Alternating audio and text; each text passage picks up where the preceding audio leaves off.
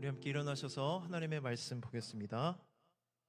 하나님께서 오늘 우리에게 주시는 말씀은 누가복음 17장 11절에서 19절의 말씀입니다.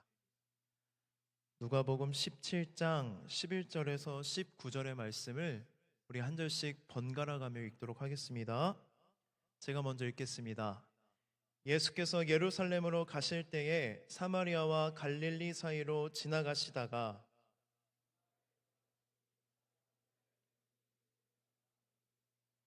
소리 높여 이르되 예수 선생님이여 우리를 불쌍히 여기소서 하거늘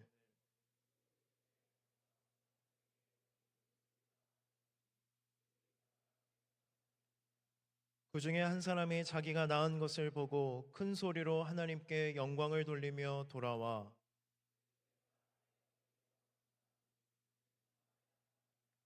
예수께서 대답하여 이르시되 10사람이 다 깨끗함을 받지 아니하였느냐 그 아홉은 어디 있느냐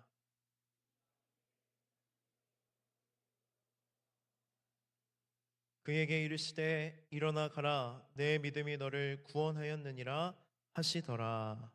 아멘. 네, 자리에 앉아주세요. 오늘은 추수감사절입니다. 그래서 감사를 주제로 하나님의 말씀을 전하려고 하는데요. 감사가 뭘까? 정확하게 감사의 정의가 뭘까? 이렇게 네이버에 한번 검색을 해봤습니다.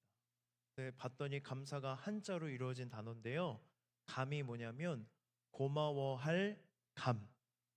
그리고 사가 뭐냐면 살해할 사, 보답할 사라고 되어 있습니다. 그러니까 고마움을 느끼는 대상에게 보답을 하고 살해를 하는 것을 우리는 감사라고 알아야 합니다.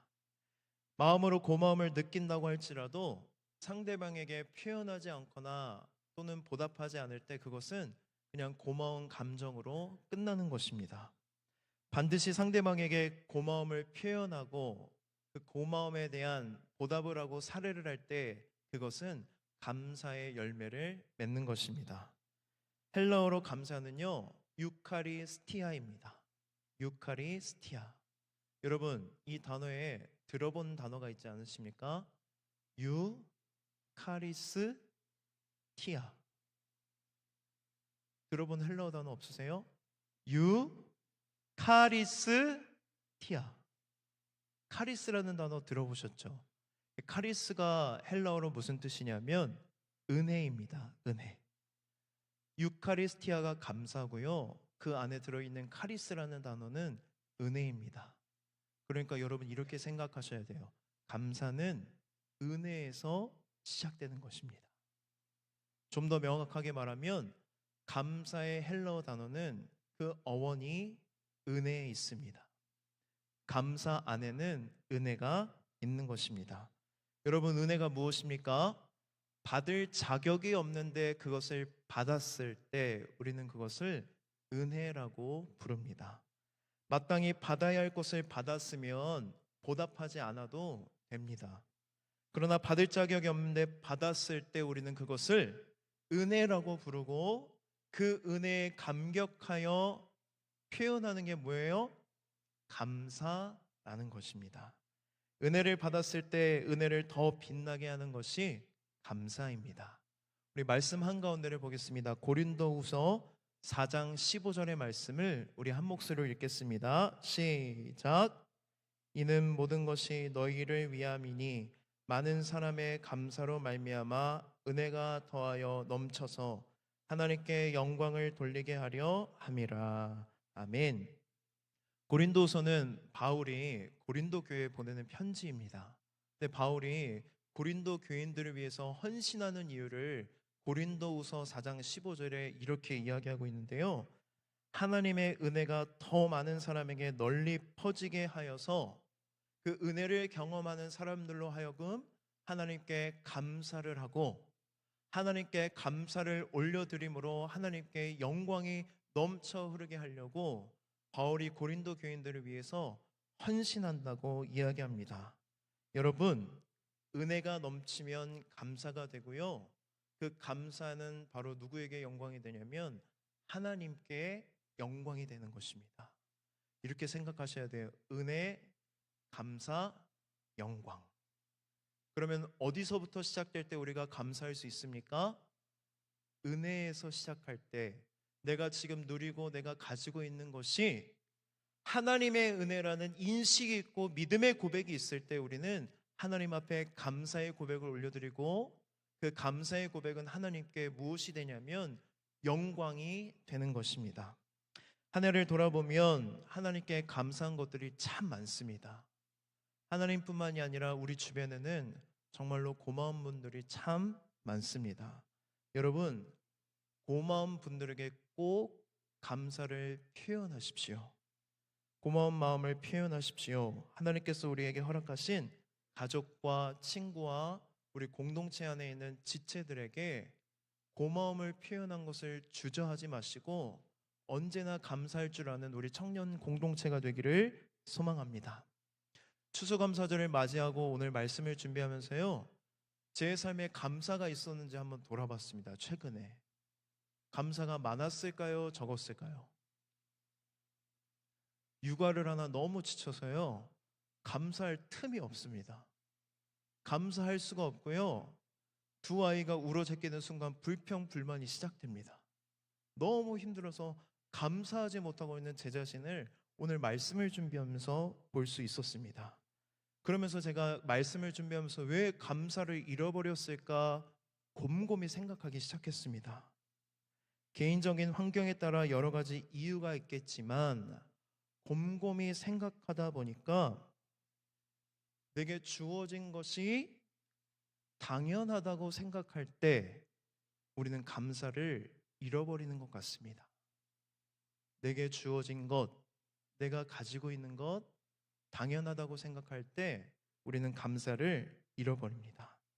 우리는 고마운 것들에 대해 쉽게 익숙해집니다. 익숙해지면 그것이 당연하다고 여깁니다.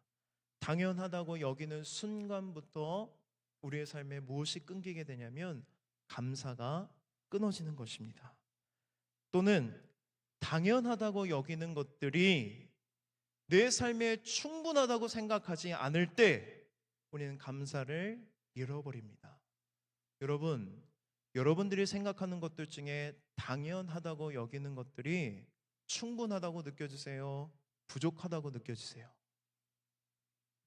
그것이 부족하다고 여겨질 때 감사 대신에 그 자리에 대신하는 것은 무엇이냐면 불평과 불만이고 분노라는 것을 오늘 말씀을 준비하면서 제 자신을 돌아보면서 볼 수 있었습니다.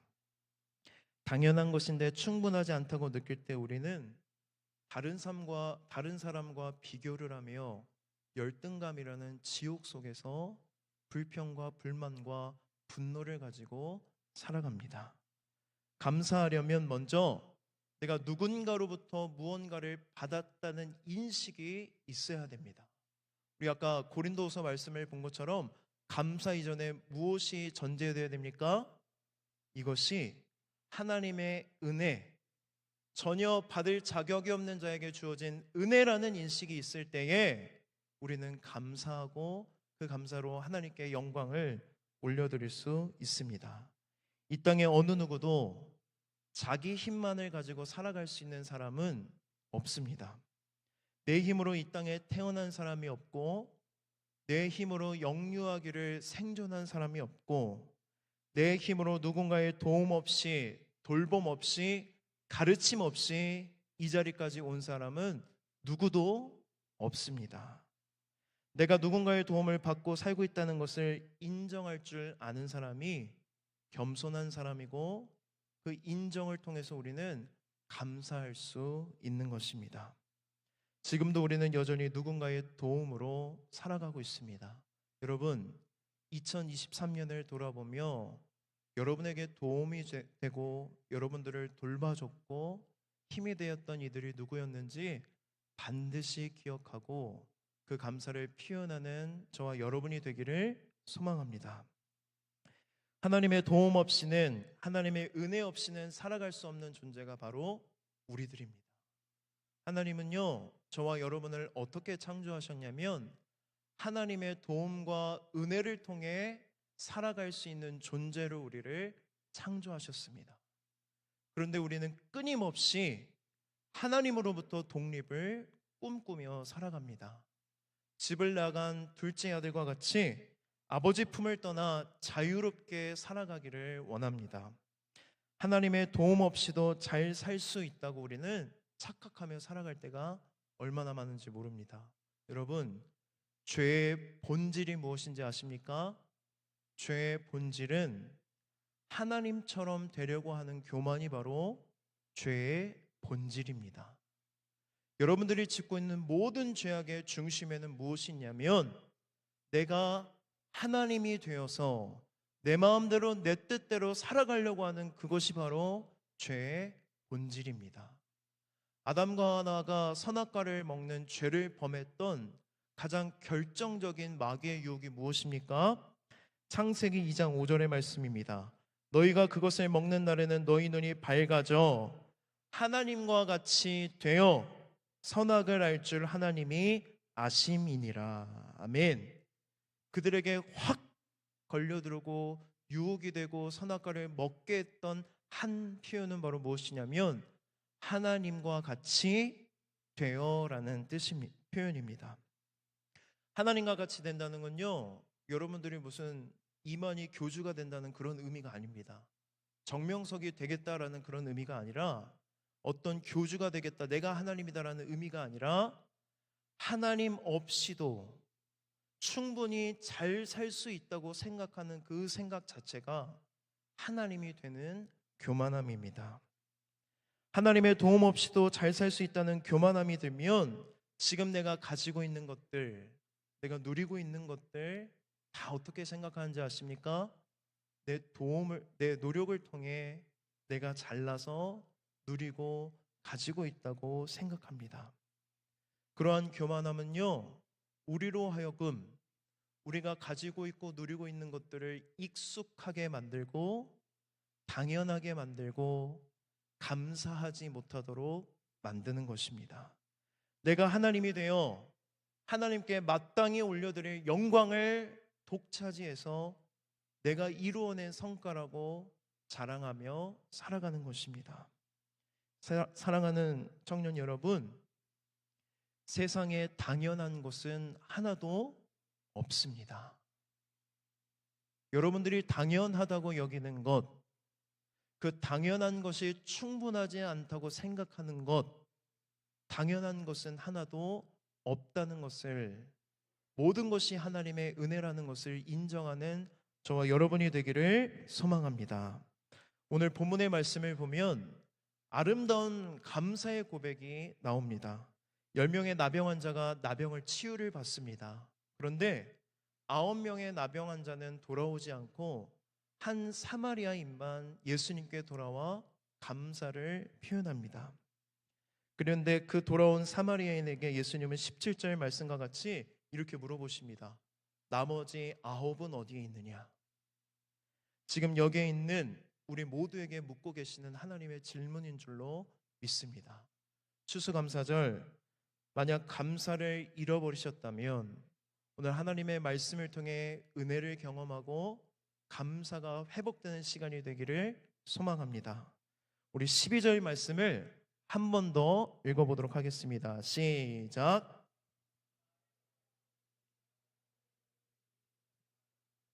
아멘. 예수님께서 한 마을에 들어가십니다. 그런데 나병 환자 10명이 예수님께는 가까이 나아가지 못하고 멀리 서 있습니다. 예수님 당시 이 나병은요, 불치병으로서 몸이 썩어 문드러져 가는 병입니다.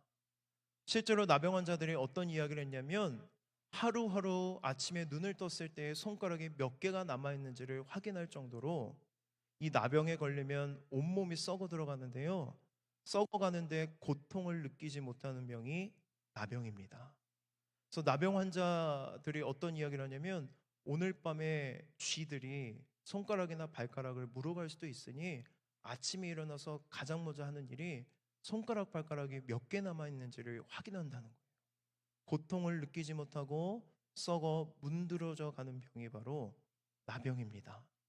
살아있으나 죽은 것과 같고 죽은 것과 같은 이 병이 바로 나병입니다. 또한 강한 전염성을 가진 질병이기 때문에 나병에 걸리게 되면 어떻게 됐냐면 가정으로부터 그 마을로부터 공동체로부터 추방당해서 멀리 떨어져서 살아가야만 했습니다. 그들은 사회적으로 사형 선고를 당한 것과 마찬가지입니다. 그들은 부정했기 때문에 정상적인 사람들과 관계를 맺으며 살아갈 수 없었습니다. 그들은 그들의 생존을 위해서 할 수 있는 일은 아무것도 없었습니다. 그래서 주로 나병에 걸린 사람들끼리 서로 돌보며 살아가는 나병 환자촌을 이루고 그들은 함께 무리지어 살아갔다는 것을 알 수 있습니다. 만약 나병 환자가 길을 걸어가고 있다가 정상인을 만나게 되면 반드시 어떻게 해야 되냐면 윗 입술을 가리고 나는 부정합니다, 나는 부정합니다라고 큰 소리를 외쳐서 정상인이 자신에게 가까이 다가오지 못하도록 반드시 알려야 하는 규례가 있었습니다. 왜 이런 규례를 주어졌냐면 이 규례를 지키지 않으면 돌에 맞아 죽을 수도 있기 때문에 그들은 정상인을 만날 때마다 너무나도 자괴감이 들고 수치스럽지만 자신의 윗 입술을 가리고 자신이 더러운 존재라고 부정한 사람이라고 반드시 말해야만 했습니다. 이런 나병의 특성 때문에 유대인들에게는 어떤 인식이 있었냐면 나병에 걸린 사람은 하나님으로부터 끊어진 사람, 하나님께 저주받은 사람, 얼마나 더러운 죄악을 지었길래 나병에 걸렸을까라고 생각하며 사람 취급을 하지 않고 더러운 존재로 여겼던 것입니다. 그들은 이러한 정체성을 가지고 살아갔던 존재들이 바로 나병 환자입니다. 여러분, 한번 생각해 보십시오. 나병 환자들이 어떠한 심정으로 하루하루를 살아갔을 것 같습니까? 그들이 얼마나 하루하루 비참하고 수치스럽고 자괴감 속에서 절망 속에서 어둠 속에서 살아갔을까요? 그들은 얼마나 외로웠을까요? 그렇게 썩어져가는 자신의 몸을 보면서 사회로부터 격리된 채 죽을 날만을 기다리고 있는 존재가 바로 나병 환자들이었습니다. 그들은 어떠한 소망도 없었습니다. 그들에게 가장 큰 절망은 무엇이었냐면 자신이 하나님으로부터 끊어져 영원히 저주를 받은 존재라는 그 인식이 그들에게는 너무나도 큰 절망이었습니다. 그런 절망 가운데 그들은 늘 죄인처럼 살아갔습니다. 여러분, 이 나병 환자와 같이 내 힘으로는 이 절망적인 현실을 뛰어넘을 수 없는 것처럼 어려움과 고통 속에 살아가고 계시는 분이 혹시 이 자리에 계십니까? 내 삶을 보면 전혀 나아질 것 같아 보이지 않고 내 미래에 대해서 앞으로 내 삶의 계획에 대해서 어떠한 좋은 상상과 꿈도 계획도 할 수 없는 절망 가운데 계신 분이 계십니까? 오늘 말씀을 잘 보십시오. 결코 예수님께 나아갈 수 없었던 나병 환자들에게 누가 찾아가십니까? 예수님이 그들에게 찾아가십니다. 예수님이 그들이 살고 있던 마을로 나아가십니다. 사랑하는 청년 여러분, 절망 가운데, 고통 속에서, 문제 가운데에, 어둠 가운데에 여러분 갇혀 계시다면 이 시간 믿음의 눈을 들어 이 자리에 우리를 만나러 오신 예수님을 반드시 만나는 날이 되기를 소망합니다. 주님이 이 자리에 우리와 함께 계십니다. 주님이 이 자리에 결코 주님의 이름을 부를 수 없을 정도로 절망 가운데 빠져 있는 우리를 만나시기 위해 이 자리에 찾아오신 줄로 믿습니다. 지금 이 자리에 우리를 만나시기 위해, 우리를 일으키시기 위해, 우리를 회복하시기 위해 찾아오신 주님을 바라보십시오. 우리 주님이 그들을 만나면서 어떤 말씀을 하시는지, 그들이 어떤 요청을 하는지 우리 말씀을 함께 보겠습니다. 13절 말씀 함께 읽겠습니다. 시작.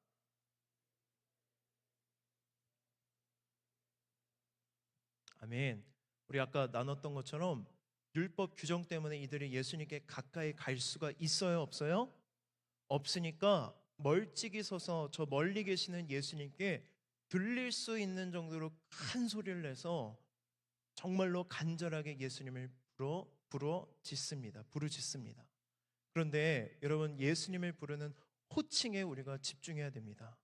이 나병 환자들이 예수님을 어떻게 부르고 있습니까? 예수 선생님이요. 예수 선생님이요. 우리는요, 누군가를 부르는 호칭에 따라 그 사람을 어떻게 생각하고 있는지를 어느 정도는 알 수 있습니다.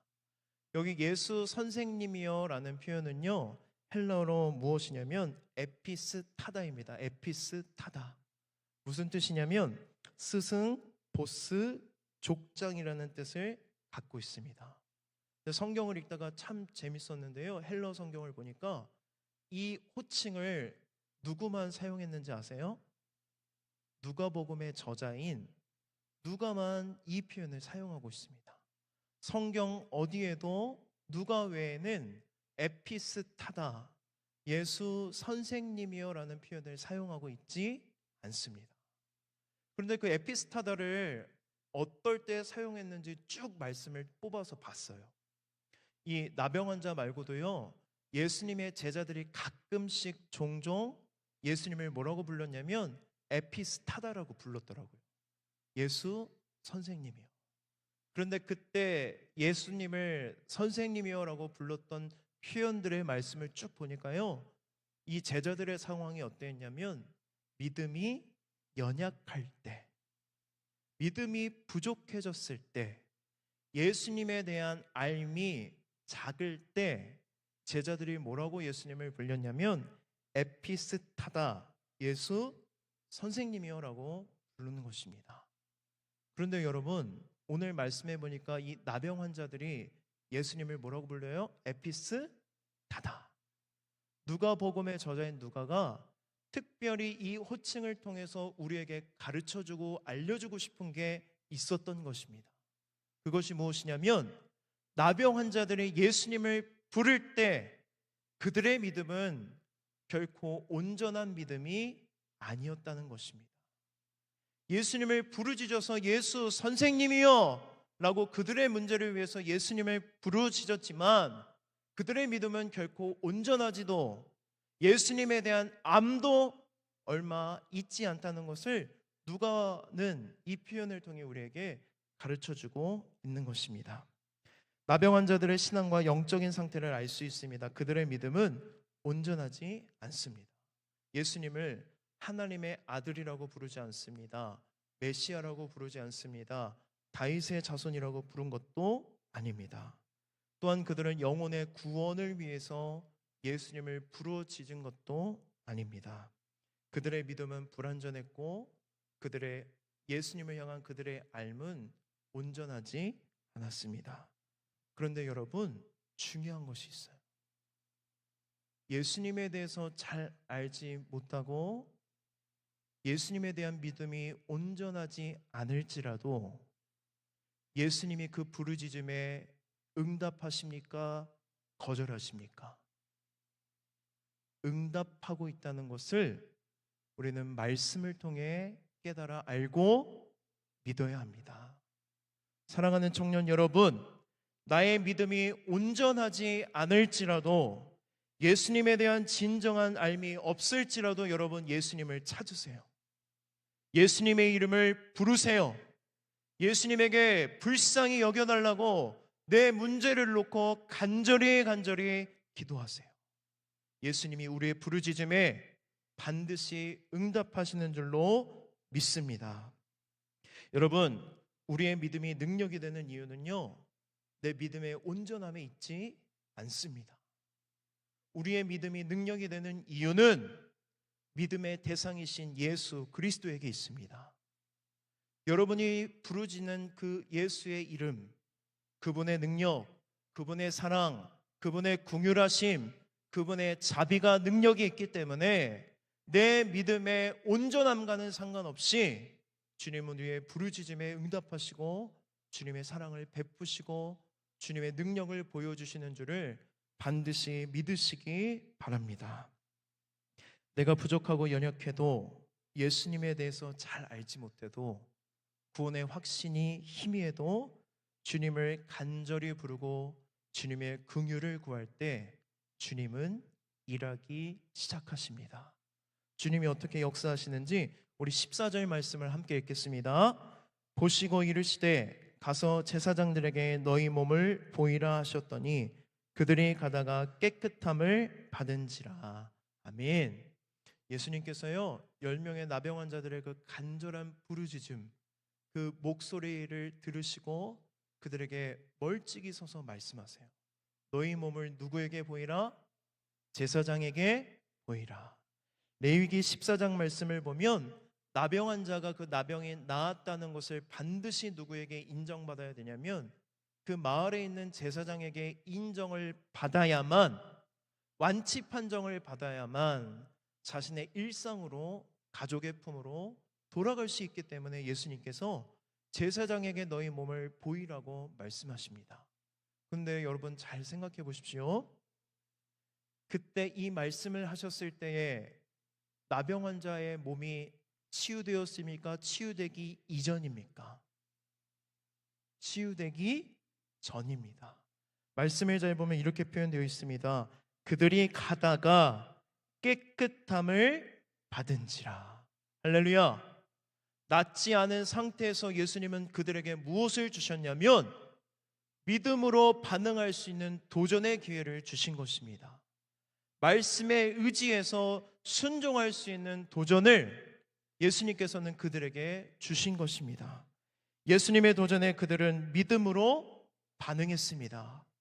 제사장에게 나아가는 그 말씀을 들었을 때에 그들의 눈에 보일 때는 그들의 피부는 여전히 썩어져 문드러져 있었습니다.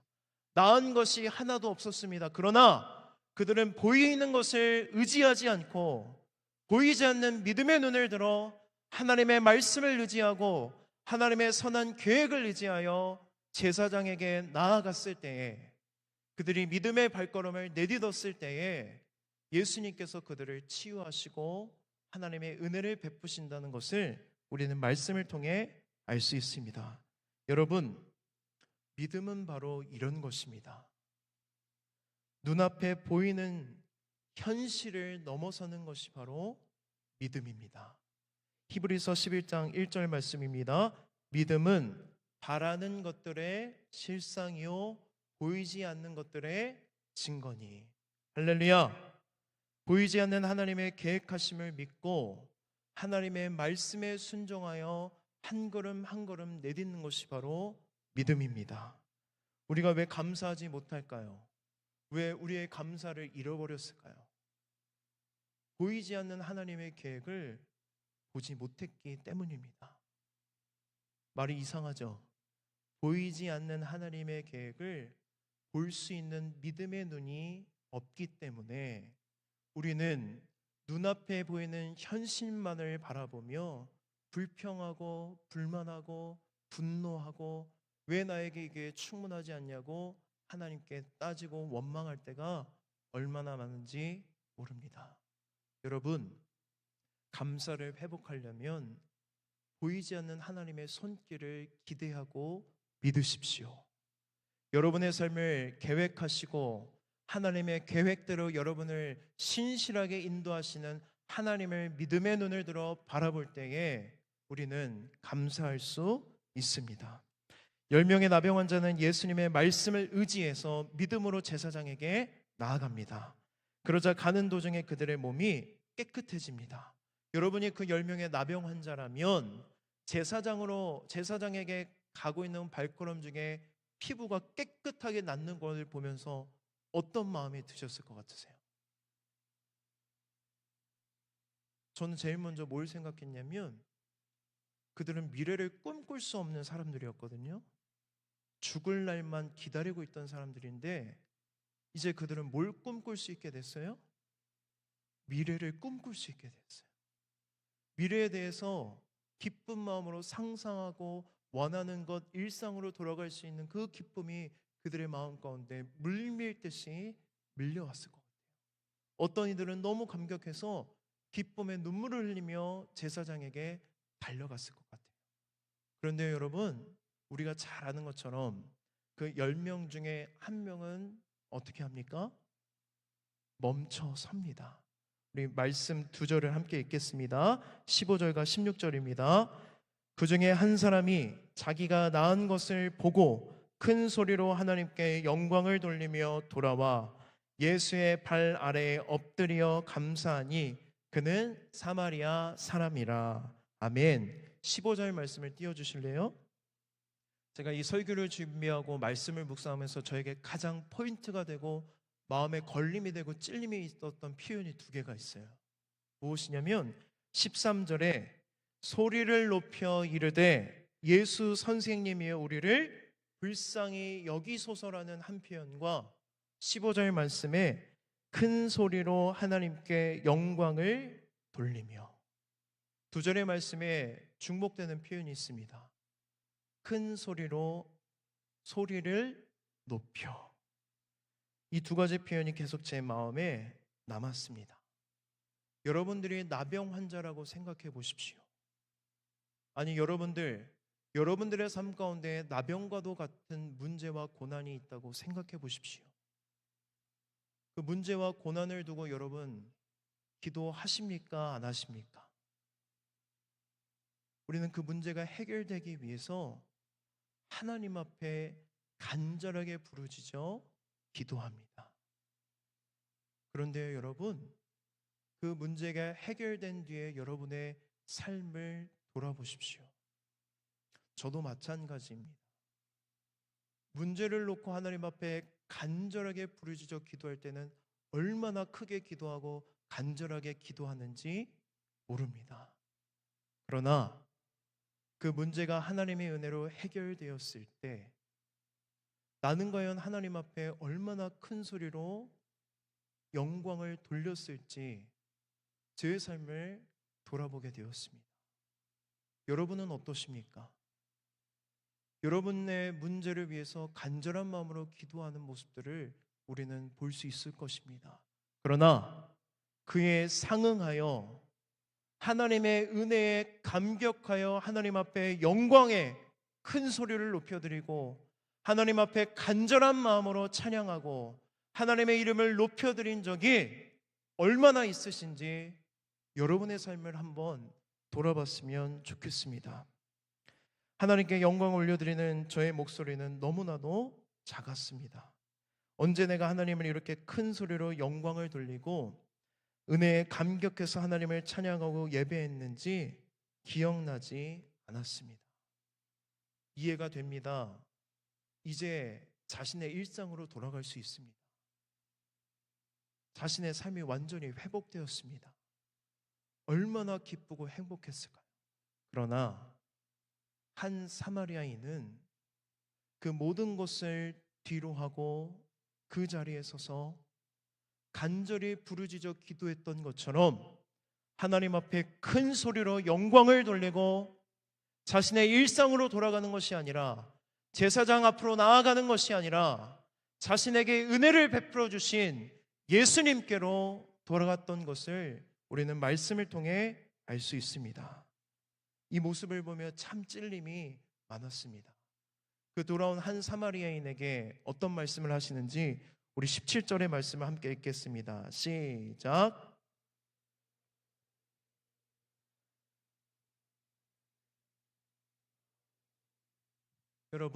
여러분은 주님 앞에 나오는 한 사람입니까?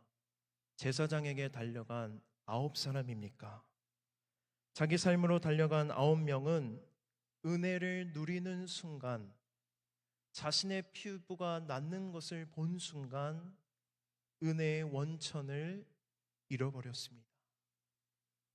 은혜의 원천은 예수님이잖아요. 하나님이시잖아요. 그런데 그들은 은혜의 원천을 잃어버렸습니다. 그들이 은혜의 원천을 잃어버리자 어쩌면 그들의 마음 가운데에 이 은혜가 당연하다고 생각했을 수도 있습니다. 왜냐하면 그들이 주님의 말씀에 의지해서 제사장으로 달려갔기 때문에 자신의 공로와 행위를 의지해서 내가 마땅히 받아도 될 은혜를 받았다고 생각했을지도 모릅니다. 그래서 그들은 큰 소리로 하나님께 영광 돌리지 않았습니다. 다시 예수님께로 돌아와 감사하지 않았습니다. 그러나 한 사마리아인은 은혜의 원천을 기억했습니다. 하나님께서 예수님을 통해 자신에게 은혜를 베풀어 주셨다는 것을 기억했습니다.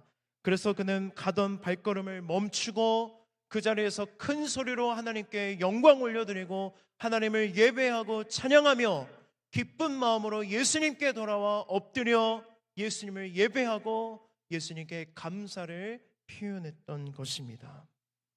우리는 인생의 절박한 문제를 만나면 하나님 앞에 부르짖어 기도합니다. 그토록 간절히 기도했던 것이 응답되고 나를 괴롭게 하는 문제가 해결되었을 때 여러분은 어디로 가고 계십니까? 해결된 그 문제로 나아가 기쁨을 누리며 만끽하며 살아가고 계십니까? 아니면 그 은혜를 기억하여 주님께 돌아와 큰 소리로 하나님을 영광 돌리고 찬양하며 감사하고 계십니까?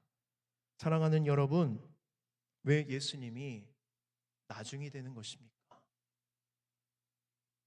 왜 여러분 은혜를 경험했음에도 불구하고 예수님이 나중이 되는 겁니까? 예수님 앞에 나와 예배하는 것이 나중이 됩니까? 예수님께 영광을 올려드리고 감사하다고 고백하며 예수님을 예배하고 예수님 앞에 헌신하는 것이 왜 나중이 되는 것입니까? 여러분, 하나님께서 우리에게 은혜를 베푸셨을 때에 그 은혜의 원천을 잊지 마십시오. 내가 하나님 앞에 간절히 부르짖어 기도했던 것보다 더 큰 목소리로 하나님께 영광을 올려드리며 하나님을 예배하며 하나님을 찬양하며 감사의 고백을 하나님께 올려드리는 저와 여러분이 되기를 소망합니다. 여러분, 감사란 최고의 영광, 최고의 예배를 하나님께 드리는 것입니다. 하나님을 예배하고 찬양하기를 사모하는 그 갈망이 여러분의 인생 가운데 그 어떠한 것보다도 더 크기를 주님의 이름으로 축복합니다. 우리 마지막으로 19절 말씀 읽고 마치겠습니다. 시작.